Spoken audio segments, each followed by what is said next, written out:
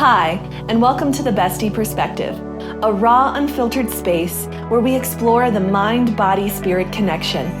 Every Wednesday, we dive into personal growth, holistic healing, and life's ups and downs to inspire, support, and remind you you're never alone on this journey.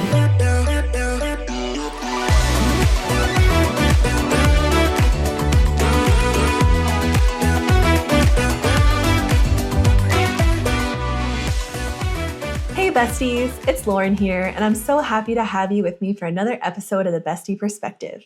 Whether you're listening on a walk, cozied up with a cup of tea, or multitasking through your day, thank you for making space for this conversation. Today, we're diving into something that's a part of all of our lives, but let's be real, most of us haven't been taught how to actually deal with it. Our emotions. The real ones, the messy ones, the overwhelming, beautiful, inconvenient, powerful ones. So often, we're told to stay strong, be positive, or get over it. We learn early on to hide how we really feel, especially when it comes to emotions like anger, sadness, grief, fear, or even joy if it feels too much. But here's the thing, avoiding our emotions doesn't make them disappear. It just buries them deeper. And that buildup eventually shows up as burnout, disconnection, or feeling stuck. We resist emotions because they can feel scary, unpredictable, or even shameful. Maybe we were taught growing up that crying is weak, or being mad made us dramatic. So we numb out, shut down, or power through. But what we don't realize is that in trying to protect ourselves from feeling too much, we also block ourselves from healing, growing, and truly experiencing life. To get in touch with where you're at in your journey with emotions, I've included an emotional awareness quiz toward the end of this episode so you could check in with yourself and see whether you're embracing your emotions or avoiding them. So stay tuned. I attended a workshop a couple years ago that completely shifted my perspective. One of the most transformative parts for me was this powerful experience we had around embodying our emotions and inviting them in. We actually moved through emotions like sadness, joy, and anger through music, sound, and movement, and then froze in a pose that fully captured that feeling. It was wild, vulnerable, and so unexpectedly healing. So in this episode, I want to take you into that experience with me. I'll share what I learned, why embracing your emotions is one of the most powerful things you can do for your well-being, and a few practices you can try to start connecting more deeply with yourself. Because when we learn how to feel our emotions instead of running from them, we start to free ourselves. So grab a cozy drink, take a deep breath, and let's get into it. So let's talk about it. Why does embracing our emotions even matter? I mean, it's easy to say, feel your feelings, but when life is chaotic or heavy or just a lot, our default isn't usually to sit down and say, okay, sadness, come on in, let's hang out. Most of us avoid, distract, or numb without even realizing it. So before I dive into some of the common ways we avoid emotions, I want to hear from you ladies. What comes up for you when you think about common ways we avoid emotions? And what is one or two you've seen show up in your own life? Aileen, how about you start us off? The first one I wanted to mention was lying. I think people lie to avoid emotions all the time, and even little white lies and fibs. Something as simple as when someone asks if you're okay and your common go-to response is, I'm fine. Yes. Really? That happens so much. That gets under my skin so much. I'm like, girl or boy, I can clearly see you are not okay. And it's like, are you really though? So many people, and women especially, say this, and they be lying. Yeah. Now, yeah. If I don't want to talk about it, because I will say that was me at some point, I would do that. I'd say, yeah, I'm fine. Yeah, everything's good. But now, if I don't want to talk about it, but I'm asked, are you okay? And I'm not, then I say, I will be. I say, and whatever else to it. Like, I will be, but, I'm not having the best day today. I will be. I just got something on my mind, or I will be out and I'll tell you later, or I don't feel like talking about it right now. I will be. I like putting that intention out there rather than saying, even just no, I'm not okay. Even though that's the truth, I like, I will be. And Mm, even though we don't know for sure if we will be sometimes, it may seem that way. We're at least kind of putting our energy towards that in that direction. yeah. Then I think about how I would avoid emotions or maybe felt almost forced to avoid emotions when I was younger. I would just shut Mhm. down. I would go into this quiet hostility mode and Quiet hostility. yeah, and I would give people the silent treatment. It's funny to think about Mhm. now. I think about myself like pouting and just gonna stay quiet and meh. And but at the time, it was a learned behavior. There were times in my house where I felt like I was not allowed to get mad. Like mom and dad could get mad, but Mhm. you children, y'all aren't allowed to get mad. So I had to shut up and deal, or I would get the belt. I'm sure Mhm. listeners can raise their hand, like, yep, that's me as well. And Mhm. then my last example I was thinking of was toxic positivity to avoid emotions. That's another one for a lot of people. I'm just going to switch this feeling around and not focus on the one that doesn't feel good. I'm so happy. I'm so happy. I'm so happy. Or even, I am love. I am peace. Everything works out for me. This is where processing and actually accepting can actually make these affirmations work. I feel like a lot of people will say affirmations don't work because it's like, well, sure, if you're affirming every time you get mad, sad, or any kind of butt hurt, and then you stifle down what needs to be addressed, you're going to be reverting back to this toxic positivity outlook 20 times a day. So Yeah. sometimes something's reoccurring for a reason and you need to look it in the face. You know what I'm saying? Mhm. Those are all so good. Yes, thank you for sharing those. And I'm glad you brought up the lying one too, because I think that is like almost number one on the list that I Okay. feel that most people Yeah, do. that's not a surprise.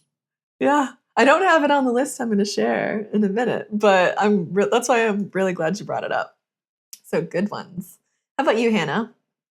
Man, I was thinking about when I first heard you introduce the podcast, I was thinking to myself, holy crap, I feel called out already. And then Eileen starts talking, and I'm like, oh man, I'm a coach. I'm supposed to be a good example to people. I still feel called out on how I deal with my emotions. So my number one thing that came up for me when talking about emotions is suppression. We talked about in the last episode how I am a sage. I want to know everything. I put everything in my mental. I do not want to feel it. I just want to know it with my head. Mhm. I Yeah. will talk about it and do everything except feel it. I'm a professional at avoiding emotions. A professional, yeah. I am a professional. And I I am a little embarrassed to admit it. I mean, I can make fun of it, but I just had my 29th birthday this past Friday, and Get on up in these it was 30s, girl. We're almost there. We're hanging up for one more year, Eileen. yeah, soaking up the last year of my 20s, but even a couple years ago, I started diving into being a little bit more intentional about feeling my emotions and naming the emotions. And this is something that people probably do in therapy, but this is something you can practice in your own life, whether you're in therapy or not. But I remember just a couple years ago, almost shaming myself, saying, I feel embarrassed that I'm this old and I can't name my emotion. Like, this is something a child should be able to do. But I'm not the only one. At the time, I was in Mhm. a group coaching container, and there was a couple of us that were kind of working through the same thing because we were so used to suppressing our emotions or avoiding them however way that we were so disconnected we couldn't even name what we were supposed to be feeling. Yeah. So I think about this and how it shows up in my life. I did this so much growing up, y'all. I would be in a fight with my siblings or some type of heated situation. And it's like I would have this moment of clicking and realizing and just feeling like I could not handle it. I would become very submissive and just tell myself to get over it, agree with whatever that person was saying because I didn't want to deal with it. And I would almost have a little bit of resentment towards them, but inside I'd be like telling myself, I'm right. I'm just the bigger person because I'm not yelling at them anymore. But I would almost get into like that silent treatment too. Mm. There was still hostility there. There was a big elephant in the room, It was just unprocessed. It just stayed stagnant and I could just feel it like in my stomach or my chest. And I wouldn't process it until eventually I'd just forget about it. That quiet Yeah. hostility mode is uncomfortable. Well, I'm glad too you mentioned just how much you'd feel it in your body, Hannah, because we're going to get into that a little bit later when I Mm. share the workshop experience that I went through and how profound it is when you actually realize what you're carrying around with you by suppressing emotions. So, thank you for bringing that up. You're welcome. So, for me, the top two I've seen showing up are overthinking and toxic positivity, like Aileen mentioned. I am still currently working through overthinking things too much in my life, but I've seen myself spiral down a rabbit hole of picking apart an emotion I was feeling and why, and what caused it, and was it a valid emotion, and so on, instead of just simply letting myself feel it. As far as toxic positivity goes, I think it was somehow ingrained in me that it was wrong to show people that I wasn't feeling happy. I think that came out of a fear of making other people feel uncomfortable. So I'd put my feelings on mute so that other people would feel comfortable. This also caused me to try and immediately reject any feelings that weren't happy or positive. If sadness or anger came through, I would immediately start trying to convince myself of the positives of the situation instead of letting myself feel and express those emotions. I think part of it comes from how we're consoled as children, too. Oh, don't cry, it'll be okay. Or let's focus on something happier and more positive. I'm sure we can all recall an adult in our lives when we were younger saying one of those phrases. Mm-hmm. Even like before walking into family functions, if there was something that happened in the car on the way in, Right? put a smile on your face and get over it. Or during the family Yeah. function, mine that I always heard was, "Do we need to go to the bathroom?" You didn't want to go to the bathroom, trust me. You didn't want to go to the bathroom. Yeah. So I think it's also phrases like all the ones you both shared too that shape that toxic positivity when we're growing up. And I believe that some of these were coming from a loving place from our parents not wanting to see us sad or unhappy. Or, But it also, sorry, I was even going to suggest even that they know it doesn't feel good. And so they don't want you to go through that emotion. So let's distract. Let's distract. right. And that's what I mean. Like, that they're not wanting us to feel that emotion. They don't want us to feel that sadness or despair or be upset. So they're like, let's just distract you. Let's pretend everything's happy. It's okay. Yeah. Yeah, exactly. So now I want to share a few that weren't that weren't mentioned so far. Distraction as one, diving into work, social media scrolling, binging shows, staying super, super busy. That's also maybe one we've experienced. Numbing, reaching for comfort food, alcohol, substances, or even constant noise to avoid silence. I mentioned overthinking, and I know we both mentioned toxic positivity. Those were both on my list as well. And just to give a brief snapshot for everyone, overthinking, analyzing our feelings to death instead of actually feeling them. That's the it's the short on that. And toxic positivity, slapping on a good vibes only mindset. First, pretending everything's fine when it's not. These coping strategies can help us survive short term, but they don't help us actually process what's going on underneath. The hard truth is this: what we resist persists. When we avoid our emotions, they don't magically disappear. They get stuck. Stuck in our nervous system, stuck in our bodies, stuck in all the energy we carry around. They build up until we're overwhelmed, irritable, shut down, or anxious and don't even know why. But when we turn toward our emotions instead of away from them, something powerful happens. We begin to process things faster. We feel more connected to ourselves. We're better able to regulate our reactions instead of just spiraling. And most importantly, we heal. Not just the surface stuff, but the deeper emotional knots we've carried for years. I know this because I used to be someone who resisted some of my more negative emotions. If sadness knocked, I'd act like I wasn't home. Anger, I'd shove it down and smile. I didn't want to be too much or too sensitive. And like I mentioned a little bit earlier, I was afraid of what people would think of me if I actually shared what I was feeling. So I kept trying to stay in control, to stay composed, put on a smile, pretend everything was okay. But underneath, I wasn't okay. I was bottling it all up because I didn't know how to let myself feel it. It wasn't until I started learning more about emotional embodiment and actually inviting my feelings in instead of pushing them away that things shifted. And let me tell you, the first time I let myself fully feel an emotion and move through it without judgment, I cried, I shook, I breathed, and I finally felt peace with it, which was so crazy, actually, letting myself feel these things. But it didn't break me like I feared it would. It freed me. It was a freeing feeling. And that's what I want for all of us, to stop running from our emotions and start listening to what they're trying to teach us. Because our feelings aren't the enemy, they're messengers. They show up for a reason.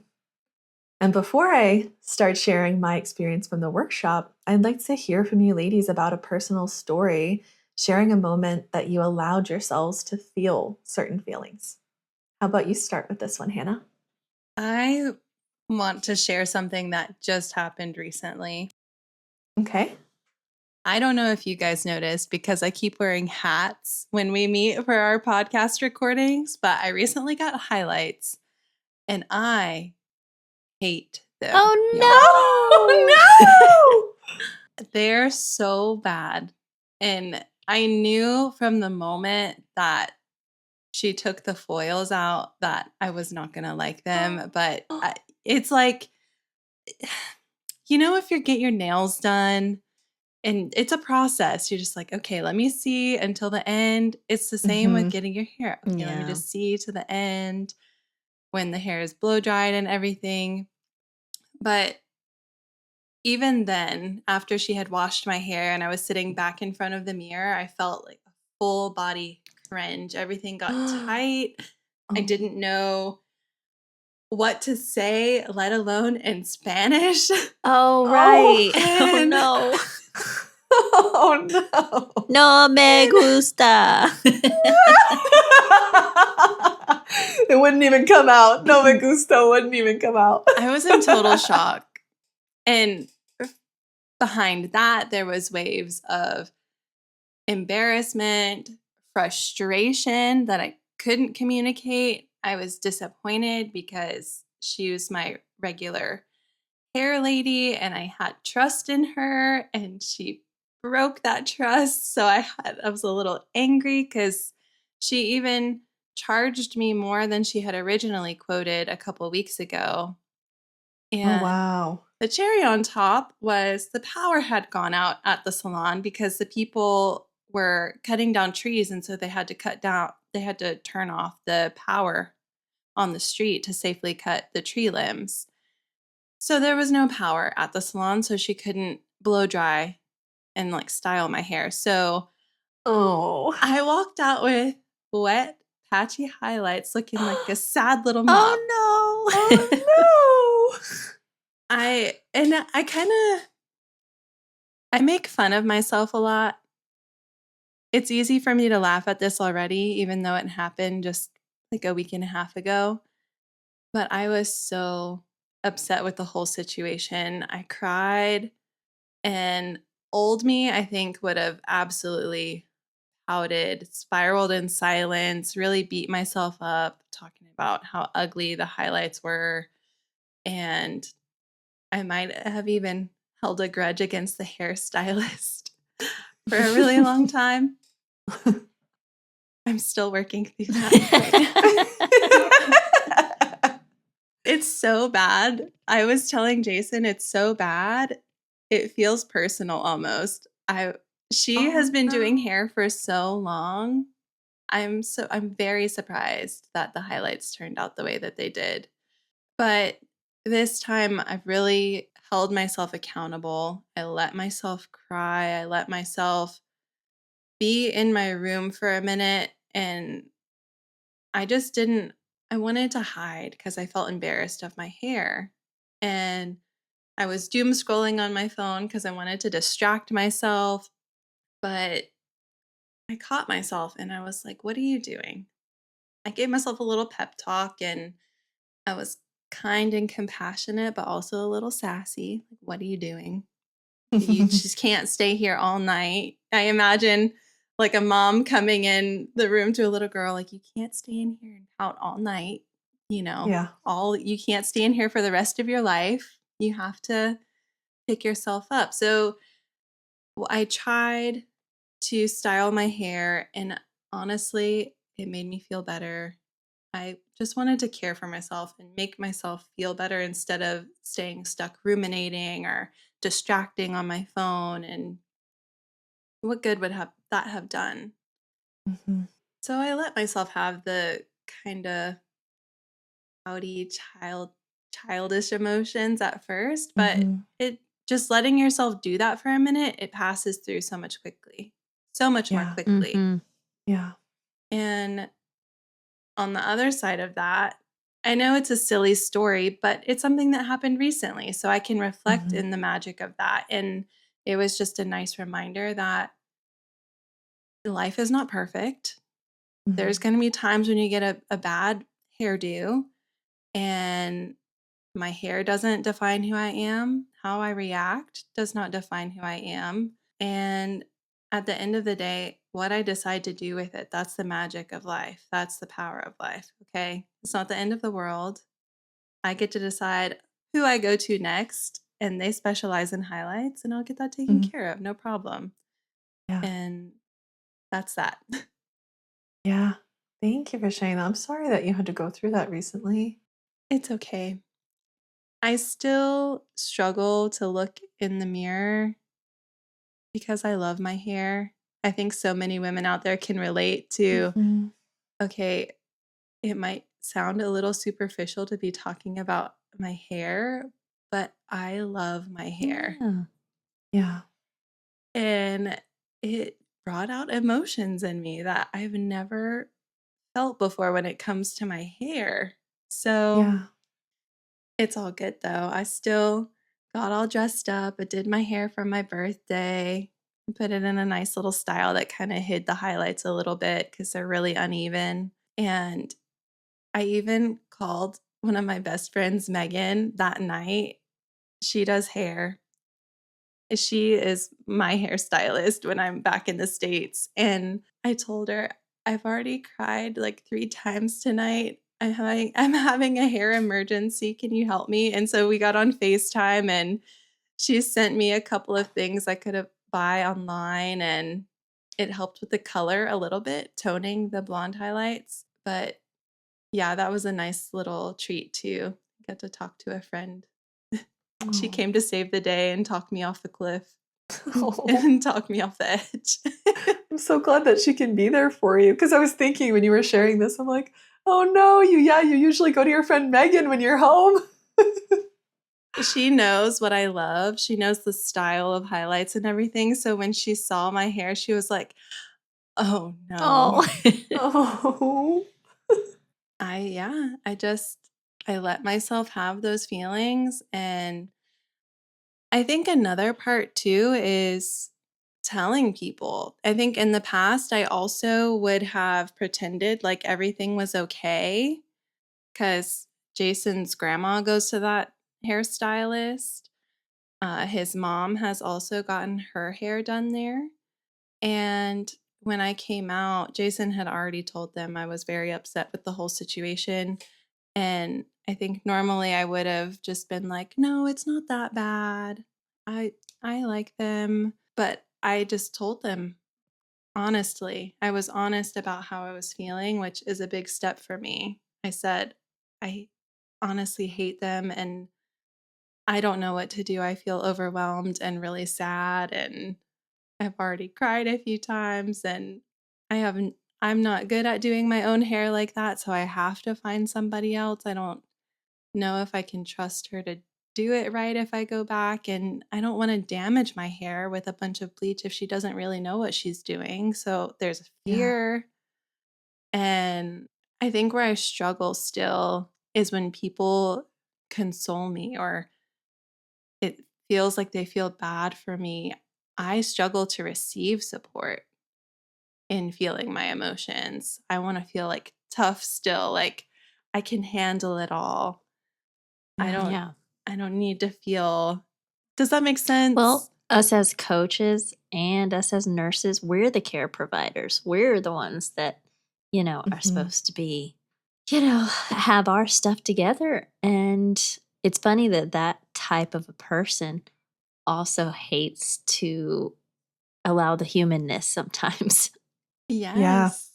So this is what that particular thing looked like that night. My mother-in-law, she was like, it really doesn't look too bad on you because you have blue eyes and light skin. And although it's not the tone you wanted, it doesn't look that bad. Like you shouldn't be ashamed to go out in public like that. There are women that prefer that color of blonde. And the way that I took it, because I didn't want to receive that support, I was just in still like anger mode and frustration.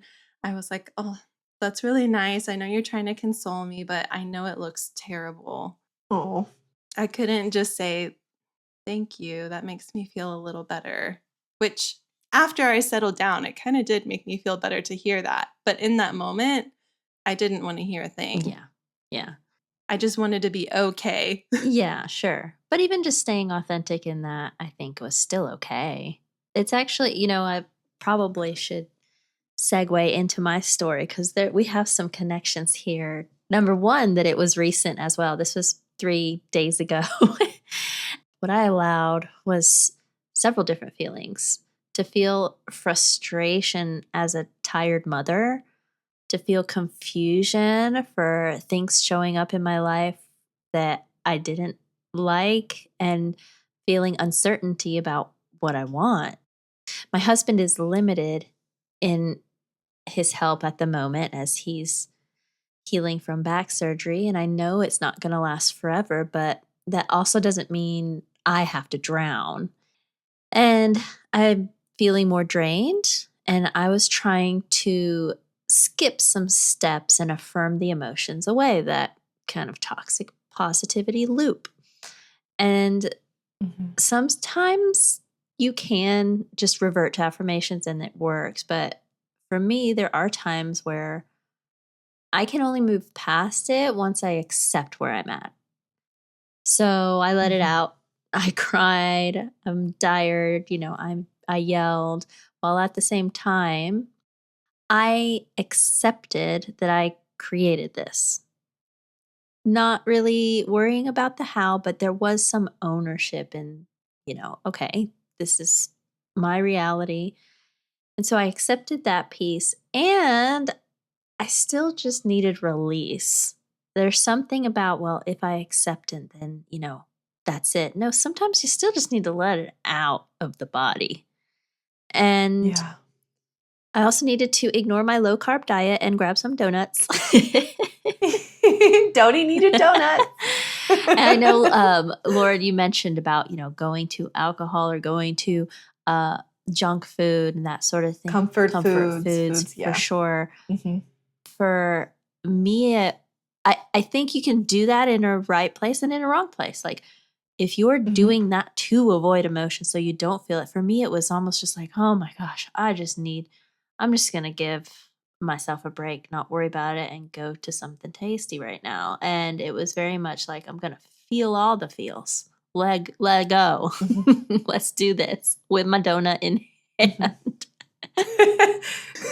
Got my donut, ready to feel these emotions. I have my emotional support donut and we're ready to go. My emotional support donut. I love that. And I love that too. So Lauren had reached out to me and she texted me and was actually on the phone with me, assisting me in allowing my complete and utter humanness. And so I appreciate that Hannah reached out to her friend Megan and that I did the same. Lauren, you were reassuring in that I'm allowed to not even know exactly what I want in what to change. And I was trying to get to the specifics and, knowing what to manifest is important. It was just like, to release that. And you made me feel okay to ask for help and not do it all when it comes to my daughter and my husband, and to have a cheat day with some wine and Krispy Kreme. Yeah. So in feeling all of it and in processing all of it, I came to be proud of myself for allowing myself to step out of coach island and into human island that needed some coaching. Coaches need coaching. So thank you, Lauren, for being my person in that moment. You are so welcome. I'm really just so glad I can be there for you and that it was helpful. So thank you for trusting in me to be your human self, because I love all the versions of you. Oh, thanks. Even the donut shoving. Especially the donut shoving. But yeah, I'm very glad that I can be there for you. And some, like you said, coaches need coaches. And I think we shared some of this in our nursing burnout episode, that, when we're so good at taking care of other people, but when we're sick, when we're in that hot seat, everything goes out the window. And it can happen in these cases too, where you can know all the coaching things, all the right things to do, but when you're in it, you need somebody else to be there and hold your hand and be like, we got this. Yeah.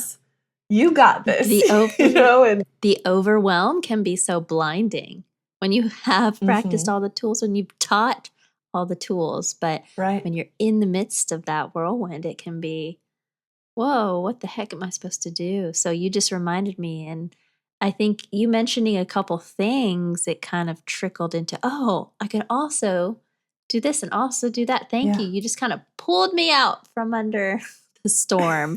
Yeah. I'm so glad. And sometimes it takes one question, right? Because as coaches, we know the answer already lives in you. We just have to help pull it out of you. Yeah. So again, thank you for sharing with me when you did. And I'm glad I could be there for you. Gotta have my besties. I believe on the call you said, all I needed was a bestie perspective. Yeah. That's so cute. So thank you both for sharing, feeling emotions and letting yourself go there. And the fact that for both of you, it was something that happened recently. And they were both two totally different experiences. But just hearing your stories now just shows how powerful it is to let yourself feel it. And before we even get into more, it's just, you can feel it already. Yeah. And I think it also shows how emotions are a part of every day of your life in like every scenario, from getting your hair done to the reality of being a mom and the hard days of being a mom. Definitely. They're woven into every day, whether we know it or not. So Now I want to take you inside the workshop experience that really opened this up for me. In just a bit, I'll be sharing some simple ways you can start embracing your emotions at home. But honestly, parts of this workshop are so accessible, you can try them yourself too. Whether you feel called to explore the full process or just pull out pieces that resonate, any practice that helps you connect with your emotions is powerful work. So, this workshop was all about welcoming unpleasant emotions and meeting them with a neutral energy. Because when we approach emotions without resistance or judgment, we actually move through them more easily, like both of you shared already. We started with a powerful icebreaker. We made 2 concentric circles where each person stepped into the center and made eye contact with everyone around them. It was simple, but deeply impactful. Just being seen like that really set the tone for the rest of the experience. Then we moved into the emotional embodiment section. We began with joy, dancing freely to music, letting our bodies express what joy felt like. At the end, we froze in a joyful pose and held it for 1 full minute. The idea was to notice how emotion shapes our posture and energy, and how holding on to it physically feels. And this is what makes me think about what Hannah said earlier with how she felt it in her body. And that was the point of us doing this. And the exercise was to see when you're letting yourself feel that emotion and then you hold a pose that embodies that emotion, how does it actually feel to hold it? And you admit it feels so long when you're when you're doing it too, I'll tell you that. But next came pleasure. And the whole room was flowing and laughing. Our instructor even called us a bunch of sexy snakes, so that was fun. Again, we danced it out and had a pleasure pose at the end. Then we dropped into sadness, and this one hit deep for me. I was surprised by how much grief surfaced, even though I'd been feeling okay and happy that day. I cried during the movement. And again, after when we rested in child's pose, but it felt like a release, not a breakdown. And it really showed me how often I avoid these emotions until they bubble over into a breakdown, when instead I can invite them in and let them move through me in a more supported way. After that, we tapped into anger. She encouraged us to scream, punch pillows, throw things, really let it all out. So that was a wild one. And when we froze in an angry pose for a full minute, I was shocked by how heavy it felt on my body. It was such a clear physical reminder that when we hold these emotions all the time without release, they start to weigh us down, literally. We ended the workshop by decompressing. Some people hugged, some cried, and then we got into small groups where we took turns posing while others sketched rough drawings of us. It was emotional and beautiful to see ourselves through someone else's eyes. And since that day, I'm no longer afraid to face difficult emotions. Do I have ups and downs? Sure. But I no longer have that fear that it's going to tear me apart. I've learned that by embracing them, meeting them with curiosity instead of fear, I actually feel more at peace, more grounded, and more me. One of the things the instructor also said that stuck with me was that she has a friend who practices grief every day just to stay in touch with what's real and keep it from building up. That's the level of emotional awareness I'm trying to lean into now. Practicing grief. That totally caught me off guard when she said that at first, but after experiencing the workshop, it made so much sense. So now that I've kind of shared my workshop experience, I'm curious to hear what you ladies think or anything it may have brought up while I was sharing. I want to do it. We could totally do it at our next hangout.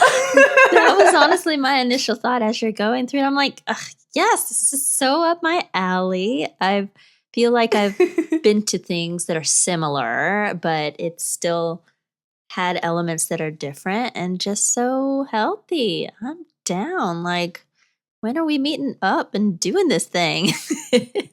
Yeah, when do you want to get together and practice sadness next? Yeah. But really, it is powerful. And to do it with other people was really powerful too. And kind of feeling that energy around me in the workshop. So I'm definitely down to do it. So you just let me know. Well, and for me, it's something that I like to do. And I think that's what happened with my recent needing to feel the emotions, because I was not having time, in being more tired, in having my baby girl, in my face and whatnot. It's like, I know what I need. And yet I have this being that's still so reliant on me. And I just need this time to myself. So, yeah. And finally, well, I think it's beautiful to have it in the form of a workshop with so many other people and taking that time Yeah. for yourself to do it and not do it alone is really awesome. And be witnessed. That was like a huge part of it too. And that's why we did the circles at the beginning where we witnessed each other. And then I felt how it led in, because think about how scary it can be sometimes to experience an emotion and to let that in, but then to do it in front of other people. Yeah. That's a whole other level. Whole other level. It was really powerful. I was going to say, I even feel like that element brought in maybe some safety, at least from my perspective. I feel like I would have felt a little bit more safe having the support of other people, knowing that's what we're all there for, and accepting that it's okay. And then if I feel so freaking scared, or if I don't know I can have that emotion, or if I feel like I'm going to lose myself through this emotion, they're going to be right there to bring me back. Yes. And at minimum, it's like, oh, okay, I'm not the only one looking crazy. Yeah. And there was literally a point after the sadness, going off of what you just said, Hannah, where after the sadness, she literally said, if anyone needs a hug, raise your hand. And we had a little hug break. It was like the trolls and their watches where they say hug time. But but I loved that too, that it was like, we're going to take a moment here. We're going to pause. If anyone needs a hug, she'll let everyone get that moment of support. And yeah, just like you guys said, having that support there was a huge part of it too. Something that really intrigued me was when you were talking about the element of the workshop where she had you guys hold the posture of the emotion. And also the point you added, how a minute even feels like a really long time. And I feel like that element would really open up a lot of people's eyes to what you're carrying when you actually tap in. When I conduct just simple progressive muscle relaxations for people, that is their first time sometimes where they are tapping into where they're holding tension in their body. And afterwards they realize, wow, I didn't realize how tense I was or how much I was holding there. And although it may not be the posture they're paying attention to, that's the first time they're paying attention to their body. And then, with practice, they might realize when they're sitting in the car, oh, I feel kind of like tense in my upper back today. Like, I wonder, they might begin to wonder where throughout their day did they begin to develop that posture. They might even be able to relate it back to emotions or stressors at work, or a angry phone call they had with their partner, or you see what I'm saying here? Oh, yeah. And another element it made me begin to think of is that you don't always have to know where the emotion is coming from. Like you said, when you moved through sadness, you were having a great day, but it came up for you still. Again, because of how our bodies are so intelligent. It just blows my mind how it lives in your body, and it knows when you just feel it, it's time to release it somehow, because you're finally giving it the space and safety to do so. And who knows? Absolutely. It could have been something from years ago for all you know. Right? Yeah, I know, because it blew my mind. I was excited. It was my first class of the day at this festival. And then I'm, sitting there crying my eyes out. Whoa, I didn't even realize I had this grief in there. So everyone is probably walking out of that workshop with like red eyes and puffy faces, and the rest of the festival is probably like, what the hell went on in there? Yes. I never wear eye makeup to the workshops anymore because I genuinely don't know what's going to come up when, and it's just easier to go without. But yeah, so thank you for letting me share the workshop. I hope that it was helpful to hear, or maybe even inspiring for you to want to play with it on your own or together at our hangouts, like we said. Okay, so now that we understand a little more about why embracing our emotions matters, let's talk about how to actually do it. Because let's be real, most of us were never taught emotional hygiene. We learned how to brush our teeth, but not how to process heartbreak, stress, or that weird wave of sadness that comes out of nowhere on a Tuesday afternoon. But before we dive into these practices, I just want to offer a little disclaimer, so to speak. Everyone's emotional journey is different, and not every practice I share today will feel accessible, comfortable, or aligned for you right now. And that's okay. There's no right way to do this work. I'm sharing a variety of tools here so that something might speak to you, whether that's one small thing or the whole list. The most important thing is to honor where you're at and listen to what feels true for you in this moment. Even being here, listening to this episode, and getting curious about your emotions is something to be proud of. That's a powerful step on its own. So take what resonates, leave the rest, and most importantly, follow what you feel called to. So here's a few powerful tools and practices you can try. Things I've used personally and some that came directly from the workshop that really moved me. First, we have name it to tame it. And I know naming it was mentioned a little bit earlier on here today. It's one of the simplest but most effective things to do.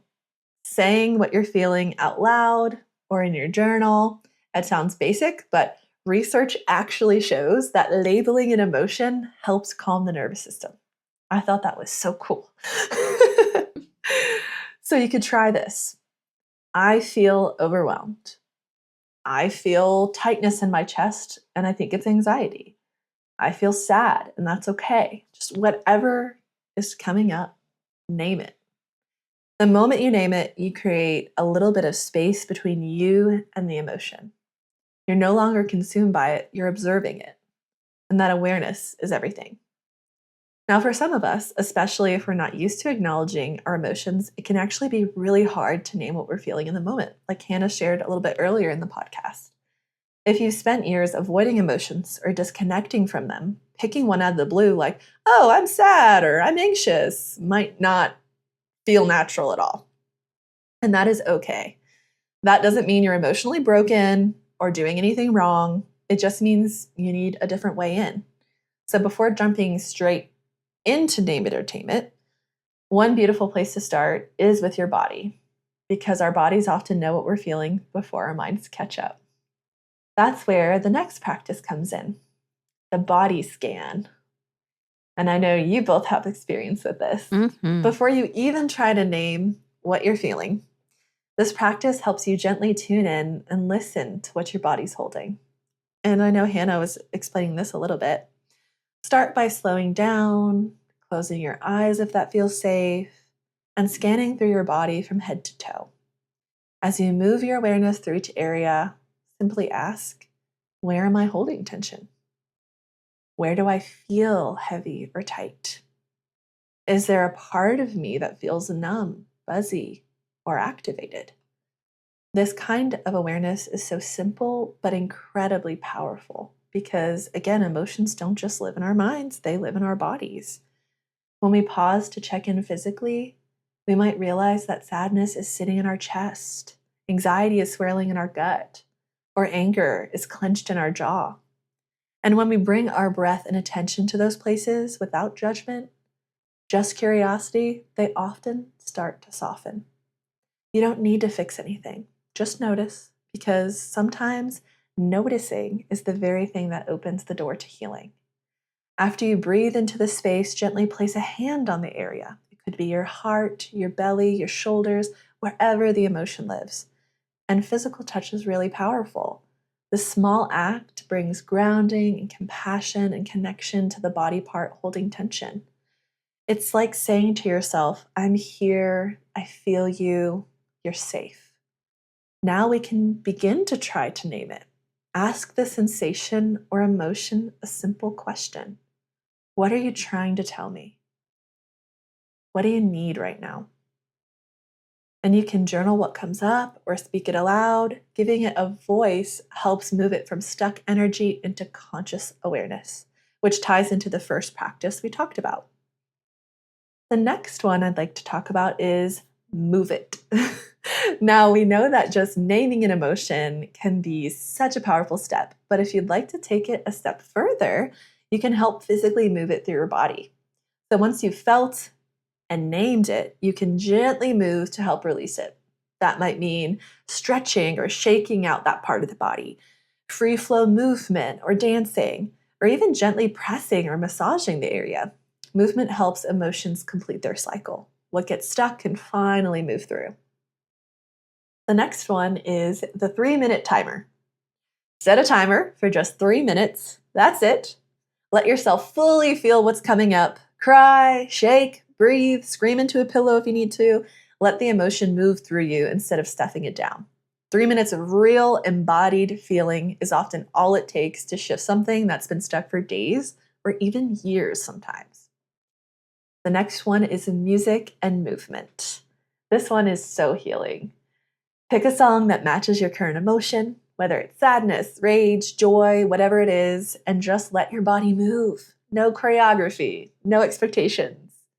In the workshop we used music to tap into different emotional states, and it was incredible how much came up through simple movement. The movement just helps them release. The next one is that emotion freeze pose we talked about. This was one of the most transformative practices from the workshop. And here's how it works for a little breakdown again. You pick an emotion you've been feeling. You start moving your body as if you're in that emotion and let it take over, and then freeze in that pose that embodies it, like you're a statue. Stay there for a few breaths or around a minute, and then reflect. What did that feel like? What did I notice? It sounds strange, but it's so powerful. When you embody your emotions physically, you connect with them on a whole new level and really get to feel how they sit inside your body and your energy. The next one is breath work and grounding. Sometimes we just need to pause and breathe. You can try this. Inhale deeply into your belly. As you breathe in, imagine you're breathing into that emotion. Let it expand. Exhale slowly and imagine releasing any tension, judgment, or stuckness. You can also place your hands on your body, like we mentioned earlier, your chest, belly, heart, and that physical touch will help to ground your nervous system and feel safe. And the last one I want to mention is reflect and release. This can be done after practicing any of these methods and can be a very powerful way to lock everything you discovered or uncovered in at the end of your practice. So afterward, take a moment to journal. What did I notice? How do I feel now versus before? What do I want to carry forward or maybe leave behind from this feeling? Reflection helps integrate the experience and keep showing up for yourself with awareness.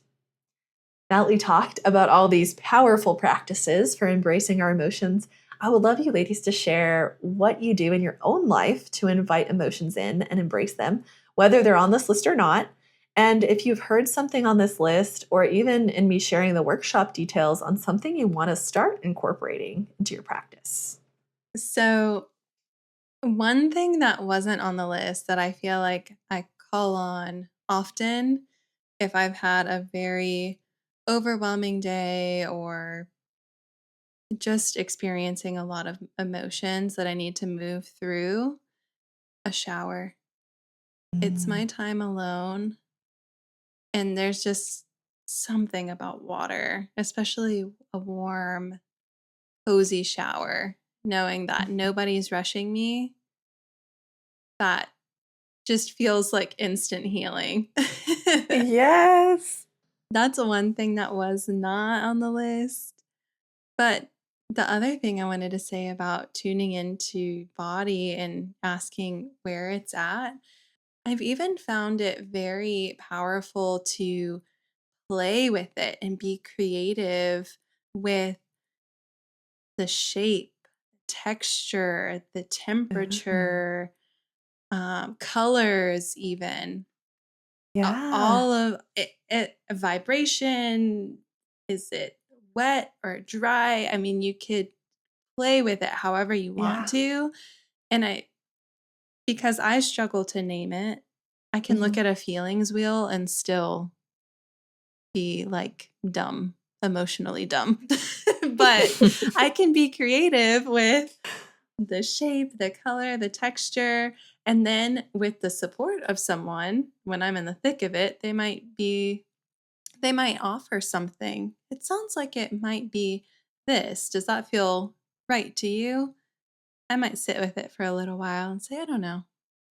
I gotta I gotta feel it out and see. I might even look up the actual definition of the word Yeah. and say, actually, yeah, that's very accurate. I think I can now call the emotion I'm feeling this. Now I know what that feels like. I know the shape, color, texture, all of it of that Yeah. emotion. And I can call it that now. I love that, Hannah. It also, I think, takes the power away from it too. Because it's, oh, I can talk about you now. I know what you look like. I know what you feel like. I know what vibration you're on. Like, you called that bitch out. I know where you live, bitch. Exactly. And just the element of play. I think emotions can be something that are so intense. So to even just bring in that element of play, I Yeah. think is really powerful too. Yeah. And one other thing I wanted to mention was this conversation is making me reflect back to when I first started to meditate because I heard that it was a really good thing. I mean, years ago, it was so uncomfortable Right. Mhm. for me to sit and do nothing. I didn't know what was going on or what the discomfort was. It was emotions. I didn't Yep. want to feel or sit with through the discomfort of doing nothing. I wasn't used to being bored. That wasn't safe for my body. I wasn't used to doing nothing. And meditation was boring at first in that way. And I feel like that's where moving helped me because I could still access some sort of flow meditative state through walking, running, dancing, you name it. So you came up with a great list. Great list there. I'm Thank a fan of you. it. How about you, Eileen? Yeah. So in going through the list, it was pretty cool to see that I do a lot of these, and maybe not exactly how, but like even do I set a 3-minute timer? No, but I do give myself the time to let it Mhm. all out or feel it and whatnot. I for sure I love the name it to tame it, even just that title is so cute. Thank you. But for sure, one of what I put on my list was vocalize, vocalize, vocalize. Whether it's to my husband or whoever, I let them in by telling them and not assuming they know where I'm at or what I'm feeling. Specifically saying, I'm irritated or I am beat or I'm angry, and there's nothing for you to do. Maybe just stay clear of me for a bit. Because I need to be with this stuff and get it all sorted out. So there used to be such a blame, I think, in the past of like, you are making me angry or you are the problem and you should help me fix it. No, it's so much more honoring. I am this. Like, it's not you, it's me. And there's nothing for you to do here. I just got to deal with this right now. So, usually it's been on my own that's best, not always, But me and my inner being have got a nice thing going on, and we have come to some amazing places together in that. So vocalizing, naming it to tame it for sure. And Hannah, with you mentioning the play with it is so interesting that I was really getting that you're actually sensing energy of the emotion. And so one of mine on my list was energy work and analysis of myself. So it almost combines Hannah's quote unquote play with it and Lauryn with the body scan. So That's cool. so for me it's when I'm in the trenches though, I don't just like, let me sit, let me just do a full body scan. So it's like, no, I have this powerful emotion. Where is it? I immediately go, in my chest. And then I don't do anything. It's like Lauryn was saying with the telling it it's safe type of thing. I will just say, hi, I love you. And then I just be with it. And then I follow it because oftentimes it'll change into something else or somewhere else from my chest to my throat to my head to my tummy. And I just have this kind of dance and flow and follow it. And I'm just loving each one and where it travels to, wherever it goes. I'm just being with it, being with myself and the sensation, the thickness, the cloudiness, the color, the all that Hannah was talking about with that play too. And that has been so awesome and it dissipates so fast in practicing that. It's just like, oh, this is sadness. Oh, wait, where'd it go? Like it's been so fun and surprising too. It's like, oh, you just need a little attention. That's it? Oh, okay. Those emotions are so needy. They just need a little attention. You were doing all that for just a little hi, hello, how are ya? You made me giggle when you said, okay, Eddie, you might just want to like steer clear of my path for a little while. And I just have to say, the first thing that came to my mind, we referenced Moana before in this podcast, but you reminded me of the angry mountain in Moana. And I can't remember what her name when she's angry. But then when she gets her heart back, her name is Tafiti, right? Yeah. Taka? Yeah. Yeah, that's it. Yeah. That's it. Island gets full blown. Yeah, so when Taka. you're angry, you're taka. Taka! Taka! Yes. So, yes, so funny, but so true, so accurate. And then my last one was, sorry. I'm just picturing you full blown Taka. Eddie, steer clear. I don't know where my heart is. I'm just kidding. Just let me, But that really just let me go find the heart of Tafiti for a second. I gotta go search for the heart of Tafiti. I'll be back, baby. I'm sorry, go ahead. It really ties back in. I mean, think about it. When you give those emotions love and a little bit of TLC, then voila. The flowers start blooming again. Yes. The beauty is seen. Oh, that was such a good tie back. I love that. Moana. And then my last one was also meditate. Meditate. I shut out the noise, reconnect with what's within, sometimes with tones or music or binaural beats even, etc., things like that. But sometimes it's actively affirming in my own head in that meditation. And sometimes it's actually like being in a meditative state while walking, while doing something else. So we had a lot of similar ones. And the ones that I didn't have on my list that I would like to incorporate were the movement ones.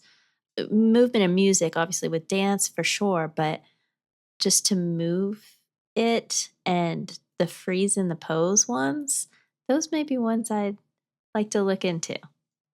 Yeah, you'll definitely have to get back to me when you try the freeze pose and let me know how that feels. And even the other one. Do. For sure. For me, I most commonly like to do the body scan, the name it to tame it, and the breath work. I've noticed that by just bringing more awareness to my emotions, it helps me process them better, like we've been talking about. I also like to give myself the space and time to feel them without rushing. For example, with Hurricane Milton back in the fall, we weren't able to go to one of my cousin's weddings in Florida, and I was genuinely sad and upset about it. I wanted to go so bad. And I remember specifically saying to myself, this is sad and it deserves to be mourned. I didn't just want to switch and start trying to think more positively. I wanted to actively give space to those emotions because they deserve to be felt.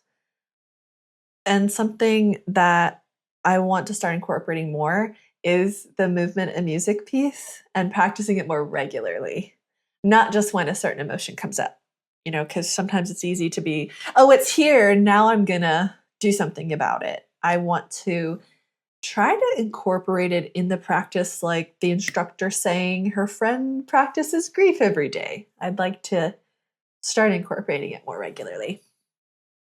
So, again, thank you both for sharing yours. And the biggest key in all of this is curiosity over judgment. Your emotions are not wrong. You are not too sensitive. You are not dramatic. You are human. Feeling our feelings isn't weakness, it's wisdom. It's how we free ourselves. When we stop fighting our emotions and start welcoming them, we become more emotionally resilient, more connected, and honestly, more at peace. So now, as promised, we'll do the emotional awareness quiz and find out if you are embracing your emotions or avoiding them. This quiz will help you find out how you currently relate to your emotions. Do you lean in and feel them fully or tend to push them away? So how it will work: for each question, choose the option that best describes you most of the time. You'll answer 10 questions and each with 3 options. Give yourself 1 point for each A answer, 2 points for each B answer, and 3 points for each C answer. At the end, add up your score to see which category you fall into and what it reveals about your emotional relationship. Feel free to pause the episode if needed, pull up your notes on your phone, grab a piece of paper, or keep track in your head if you're skilled like that. Ready to see how you really feel? Let's dive in. Number 1, when you feel sadness rising, you A, scroll your phone or distract yourself. B, notice it but try to push through. Or C, let yourself feel it and ask what it needs. 2, you cry. A, rarely or never. It feels uncomfortable. B, occasionally, but it's usually in private and with guilt. Or C, freely when needed and see it as a release. When you're angry, you A, suppress it or turn it inward. B, vent but don't dig deeper. C, reflect on what it's telling you and express it constructively. Number 4, how often do you pause to ask, what am I really feeling right now? A, almost never. B, sometimes when I'm overwhelmed.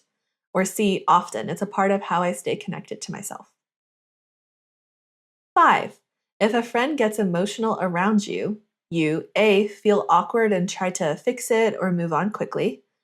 B, listen but feel uncomfortable with the depth. Or C, hold space knowing emotions are meant to be felt. Number 6, how do you usually handle stress? A, numb out, food, phone, Netflix, anything to avoid it. B, power through but crash later. Or C, slow down, breathe, and ask yourself what's beneath it. Number 7, happiness and joy feel A, fleeting or hard to trust. B, good, but I don't fully lean into them. C, sacred. I let myself fully feel and express them. Number 8, when something triggers you emotionally, your first instinct is to A, blame or shut down.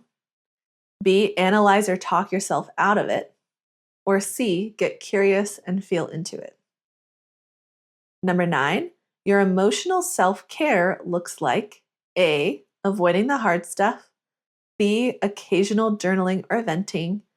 Or C, regular check-ins, expression, and healthy outlets. And finally, number 10, after you've felt a big emotion, you usually A, feel ashamed or guilty for being too much. B, feel drained and unsure of what to do next. Or C, feel clearer, lighter, and more in tune with yourself. So go ahead and add up your points. Pause here if needed, and we'll go into what they mean.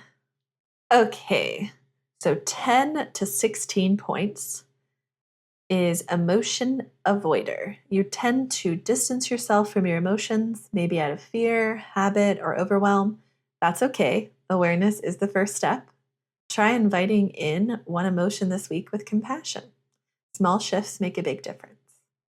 If you scored 17 to 23 points, you're an emotion explorer. You're beginning to tune in, but you might still feel unsure about what to do with emotions when they show up. With a bit more trust and practice, you can build an even deeper relationship with your emotional self. And if you scored 24 to 30 points, you're an emotion embracer. You've been doing the work and it shows. You allow yourself to feel deeply, honor your emotions, and create space for others to do the same. Keep nurturing this connection. It's your superpower. So how did you ladies do? I am an explorer. Ooh, okay. And you, Eileen? I am an embracer. So how did it feel for both of you to get those? Was it expected, unexpected, or did anything come up as you were doing the quiz? I actually was not surprised. I've been doing years of emotion work as is, as well as with being in energy work. It makes sense that I was right there in the embracer, very comfortable. But it's interesting. The questions have me realizing how comfortable I am with emotions that I may be identifying too much with them. And I need to realize you're not your emotions. And not that I don't realize, but I need to hold that awareness when some of these emotions are so intense. So that's an interesting light that was shined on my embracer identity. Good. Feeling them a little too good, Eileen. I know, right? You're embracing them a little too I'm much. jealous. No, I wasn't surprised at all. I was kind of expecting, I answered mostly twos for almost all of them, like not completely avoiding, but it's kind of hard to answer a concrete 1, 2, or 3 for all of the answers. Because like I shared in my story earlier, I did scroll for a little while. Yeah. And I didn't want to feel, but then I addressed it. It doesn't always happen like that. Sometimes I do avoid. My phone is sometimes my worst enemy, but there's times where I will fully embrace and ask the emotion what it needs and have a full-fledged conversation with it and process it. So, yeah, I wasn't as surprised that I was in the middle there as an explorer because it's been a couple years, so trying to embrace more. It sounds like the ebbs and flows. You know, sometimes you're more of an embracer, maybe, and sometimes you're more of an explorer with everything. So, yeah. I'm glad you shared that. I think one of the things that has been my guiding light of hope on my emotions journey is coming from a place of feeling totally numb and shut down at one point. I had a coach remind me that if I don't let myself feel sad and the ugly, nasty, negative emotions, then I cut everything off and I won't be able to feel joy and pleasure and all of those positive, uplifting emotions as well. And that has served as a guiding light for me and given me hope and courage to feel the things that I feel scared to feel. So if there's anyone else that's an avoider out there and maybe you're struggling with depression or numbness or just feeling less, I hope that that gives you hope. Like I'm out here trying to. It's not always easy, but I promise I have felt the reward of embracing more emotions little by little. The reward, I like that word. It for sure is. So, thank you both for sharing what you got. And that will be a wrap on today's episode, besties. I hope this conversation sparked something for you, because feeling our emotions rather than running from them is one of the most powerful ways we can reconnect with ourselves and truly heal. I want to invite you this week to try just one of the practices we talked about, whether it's setting a 3-minute timer to feel your feelings, dancing it out to music, or freezing in a pose to embody an emotion. Whatever you choose, do it with love. No pressure, no judgment, just that curiosity. And if something moves you or clicks for you, we'd love to hear about it. DM us on Instagram or TikTok at The Bestie Perspective, or share your story and tag us, because this kind of inner work, it's personal, but you're not alone. If this topic hit home and you're realizing you've been avoiding your emotions or aren't sure how to actually sit with them, that's exactly the kind of deep work I help my life coaching clients with. As a coach, I create a supportive, non-judgmental space where you can learn to embrace your emotions, move through resistance, and build the self-trust and clarity you need to thrive. Whether you're tired of repeating the same emotional cycles or just want to feel more grounded and whole, I got you. If you're interested in working with me, or even just want to start a conversation about it, head to at Your Greatness Guide on Instagram and shoot me a DM, or you can email me at yourgreatnessguide@gmail.com, or even reach out through our podcast email at thebestieperspective@gmail.com. All the links can be found in our link tree in the description. You don't have to navigate this alone. And remember, we do want to hear from you and continue to put out content that you love and resonate with. So if you have any questions for us or any suggestions or episode topics that you'd love to know more about, please feel free to DM us on Instagram or TikTok at The Bestie Perspective. And again, or reach out through our email at thebestieperspective@gmail.com.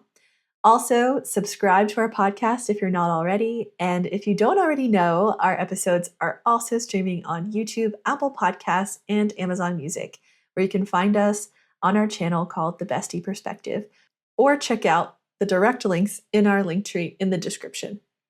Next week on The Bestie Perspective, we have an episode called Money Honey. Is your money mindset helping you thrive or holding you back? In a time when so many are feeling uncertain about the economy, we're diving deep into a topic that hits close to home: money. Hannah is leading this raw and revealing episode where we're unpacking our own beliefs around wealth, scarcity, self-worth, and security, and how to start rewriting the stories we've been telling ourselves about what's possible. Whether you've been avoiding your bank app like it's a haunted house, or trying to manifest more abundance with mixed results, this one's for you. Get ready to challenge your beliefs, shift your mindset, and maybe even heal a little financial trauma. You're not going to want to miss it. As always, thank you for being here, besties. We're so grateful for this community and so proud of you for doing this work. Until next time, keep growing, keep glowing, and always trust in your own bestie perspective.